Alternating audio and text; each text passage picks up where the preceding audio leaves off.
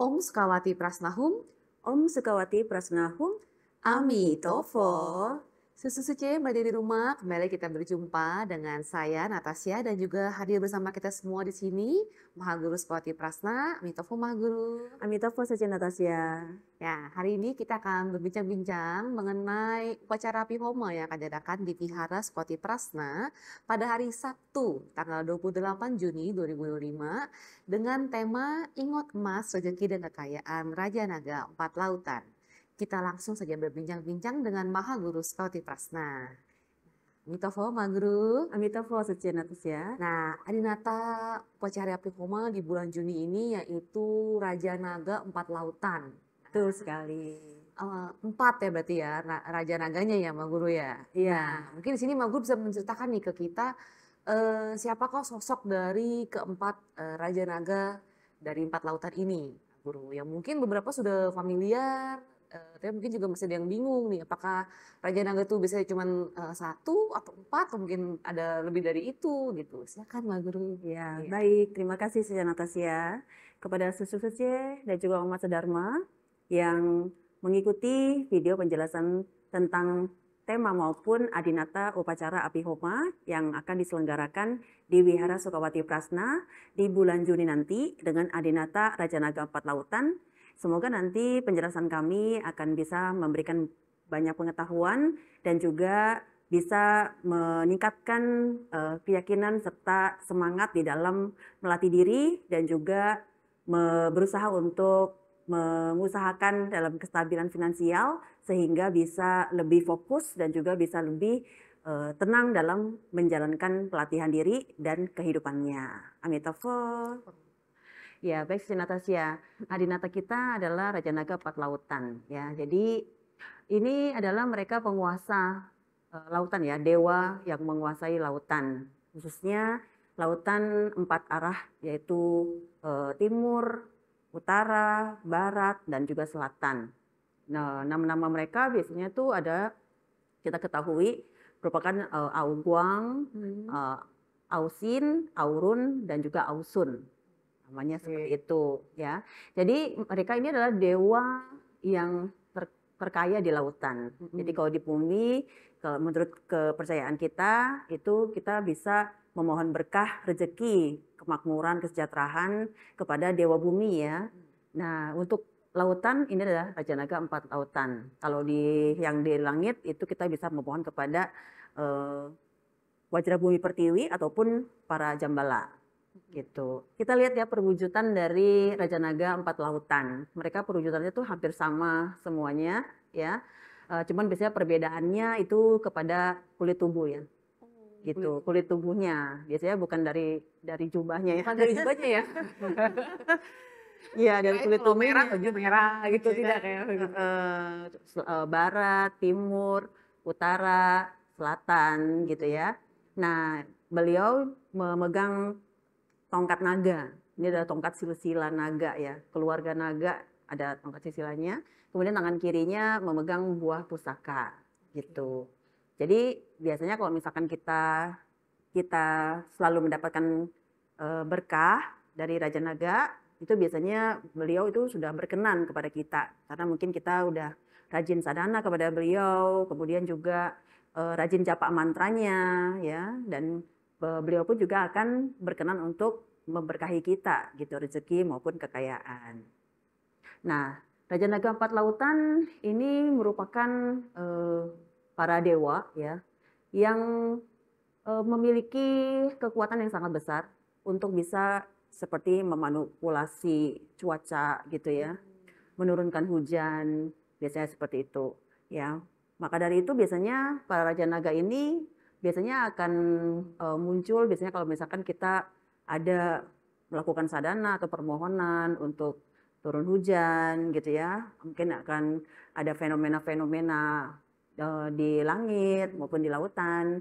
Itu biasanya Raja Naga yang menciptakannya gitu.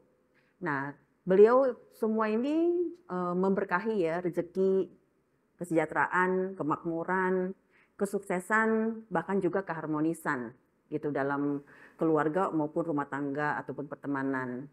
Karena biasanya di Raja Naga ini mereka pun juga saling tali persaudaraan mereka pun juga sangat kuat ya, saling saling menjaga keharmonisan dalam keluarga, tidak hanya keluarga mereka secara sendiri-sendiri ya dengan istri, anak-anak atau pengikutnya. Nah, mereka pun juga kakak beradik pun juga saling harmonis gitu, saling rukun ya.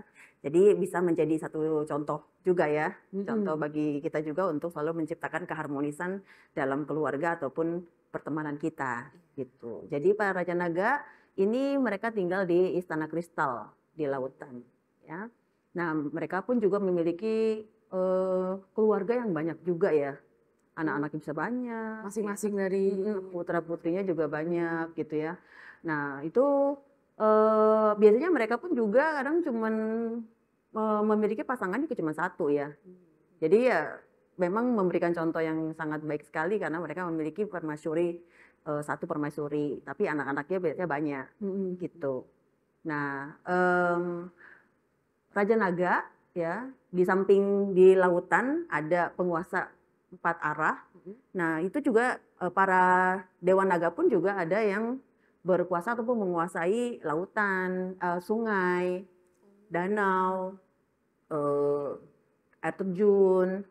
Nah, di situ pun juga ada, tapi mereka biasanya adalah dewa-dewa naga lainnya gitu ya. Jadi yang 4 Raja Naga bukan ini 4 Raja Naga. Kalau 4 Raja Naga dia yang paling tinggi dan paling besar itu ada di lautan gitu. Jadi para dewa-dewa naga itu biasanya kalau di ajaran Buddha Sakyamuni ya tentang dia membabarkan dharma itu kan ada yang biasanya suka berkumpul 8 kelompok dewa naga.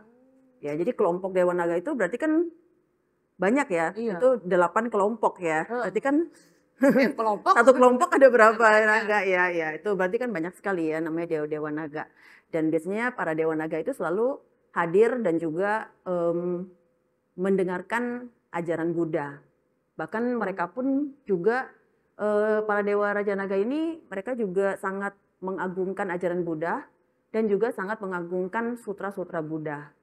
Karena itu mereka pun juga mengumpulkan sutra-sutra Buddha di Istana Kristal mereka gitu. Mereka juga mempelajari itu ya. Mereka melindungi, menjaga ya, dan juga mempelajari, tapi lebih banyak sih melindungi dan menjaga sutra-sutra Buddha. Wah, ternyata bukan hanya di daratan ya, di lautan pun juga mereka menjaga dan melindungi juga. Iya, karena mereka pun juga berniat untuk mencapai kebudahan. Karena itu di saat kita bersadar kepada mereka, biasanya kita akan memvisualisasikan ya, kayak Pancadayani Buddha, ya itu memancarkan sinar 5 warna kepada mereka, sehingga mereka pun juga bisa mencapai kebudahannya gitu. Karena itu adalah harapan mereka juga. Bagus sekali ya, Sesece. Lalu untuk tema dari upacara PHOME ini yaitu ingot emas, ya Sesece. Ingot emas, rezeki dan kekayaan. Nah ini bagaimana nih, Mak Guru? Tema ini nih memang berhubungan dengan dari Raja Naga 4 Lautan ini yang memiliki kekayaan yang sangat luas ya, Mak Guru, sangat besar sekali di lautan. Cuma mungkin banyak yang banyak orang bertanya-tanya nih, Mak Guru ya. Apakah saya kan mungkin tinggalnya di daratan nih, Mak Guru. Apakah ini mungkin nyampe gitu ya, sesuatu ya. Nah, atau apakah bagi mereka yang mungkin yang tinggalnya di daerah lautan atau gimana nih, Mak Guru? Silakan. Oh enggak ya, tidak terbatas Tidak bagi terbatas mereka ya, yang tinggal iya. di lautan ataupun di pinggir pantai ataupun rumahnya dekat lautan itu tidak ada batasan Tidak ada seperti batasannya. itu. Walaupun di gunung pun juga Di gunung pun bisa juga ya. bisa. Ya, karena itu tadi seperti yang Mak Guru bilang, bahkan di danau, sungai, Ya, itu pun air juga banyak terjun. kerajaan, banyak dewa-dewa naga, ya. Gitu. Nah, untuk penempatan dari ingot emas ini sendiri, Mak Guru biasanya di mana ya, Mak? Iya, biasanya sih kita ya ingot emas ini kan ingot emas adalah lambang kekayaan dan juga untuk bisa menarik energi positif, kemakmuran maupun kekayaan ataupun kesejahteraan ke dalam rumah kita gitu. Jadi biasanya kalau ingot emas itu kita paling bagus diletakkan di sisi kiri ataupun sisi yang mata anginnya berunsur kayu ya, elemen kayu gitu. Tapi kalau misalkan kita masuk dari pintu utama kita ya, dari pintu manapun sih sebenarnya, dari pintu utama atau pintu rumah kita atau pintu kantor ya kan. Nah, itu kita masuk dia ada di sisi kiri. Jadi kita masuk di sisi kiri. Gitu. Jadi di sisi tembok sebelah kiri gitu ya. Apalagi paling bagus itu adalah kalau misalkan pintu kita di sini, terus kita sisi kirinya itu ada yang namanya sudut harta atau sudut kekayaan gitu ya. Kita bisa taruh di pojok sana. Tapi kalau misalkan tidak ada sudut hartanya, kita taruh di sisi kiri dari pintu masuk itu gitu. Dimanapun. Jadi kalau misalkan pintu ruang kantor, jadi lihatnya dari pintu tersebut. Iya. Seperti itu. Atau kalau dari pintu ya, dari kita menghadap pintu ya, Mbak Guru ya. Iya, kita menghadap ke dalam rumah gitu. Atau kita juga bisa meletakkan di sisi arah mata angin tenggara. Ya di ruangan kita, di rumah kita ya kan, ataupun di sisi timur karena sisi itu adalah berunsur kayu. Gitu. Karena itu bisa lebih untuk menarik energi positif, mendatangkan rezeki, kekayaan dan juga kemakmuran gitu. Nah, itu juga bisa buat untuk pertumbuhan dan juga perkembangan di dalam finansial biasanya. Seperti itu ya, sesaja ya. Nah, lalu dalam upacara Pihoma ini juga ada persembahan botol harta Raja Naga. Ini yang unik dari upacara Pihoma kali ini ya, Pak Guru ya.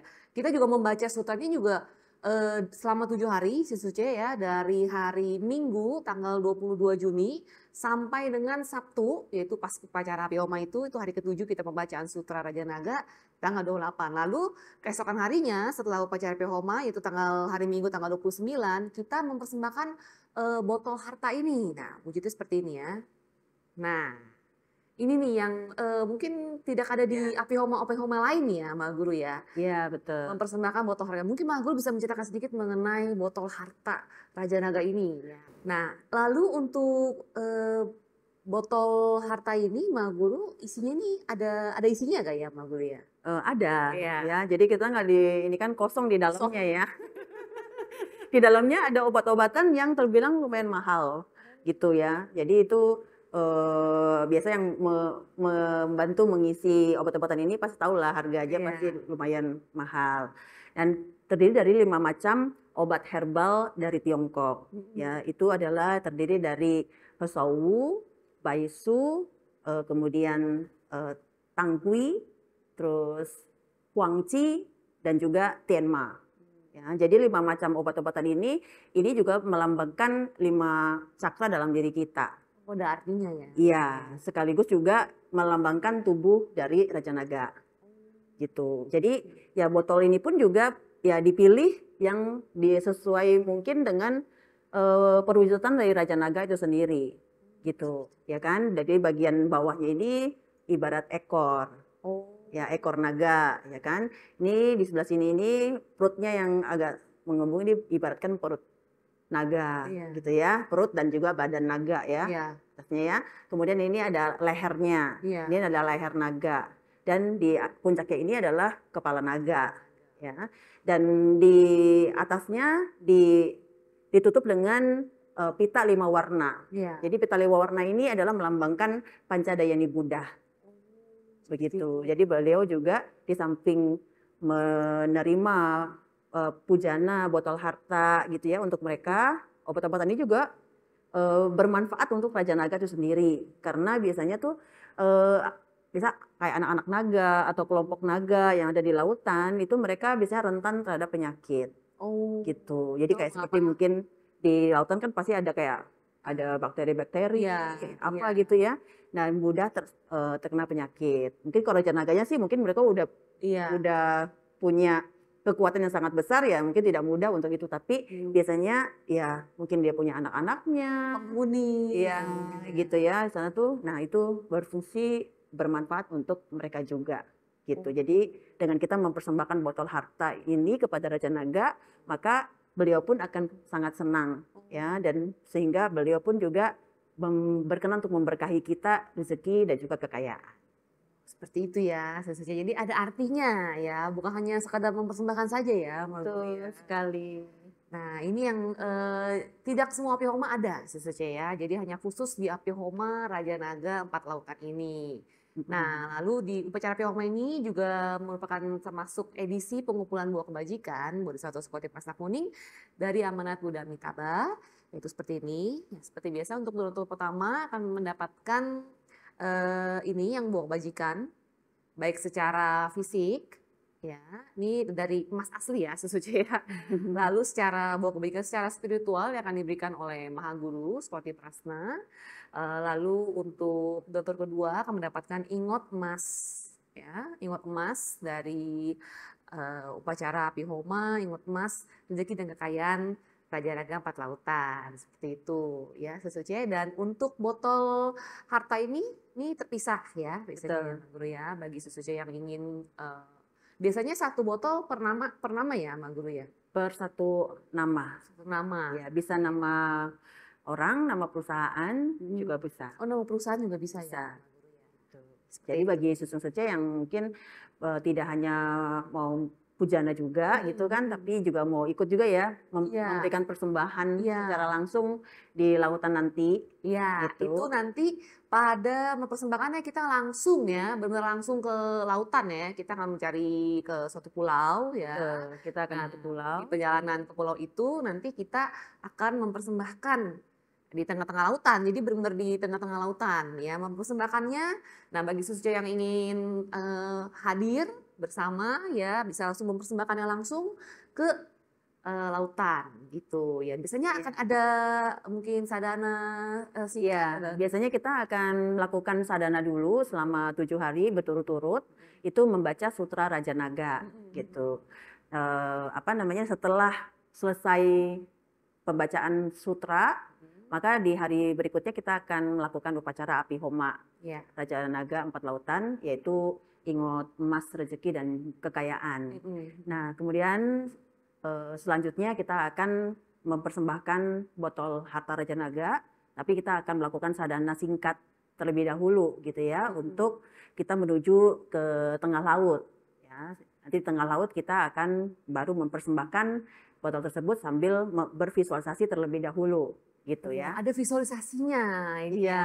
ya, khas dari kita ya, Tantrayana itu pasti ada visualisasinya ya, Mak Guru. Betul. Nah, seperti apa visualisasinya? Nah, sesuai nanti harus hadir ya mengikuti yang nanti tanggal 29 ya. Nanti akan mempersembahkan botol naga itu dari 29 kita akan perjalanan satu pulau. Nanti setelah itu juga kita akan mampir ke pulau. Iya. Ke pulau, nanti di pulau itu kita akan ada acara ya. bermain Iya. ya, karena bermain itu adalah merupakan arti dari nama keluarga dari Raja Naga. Au.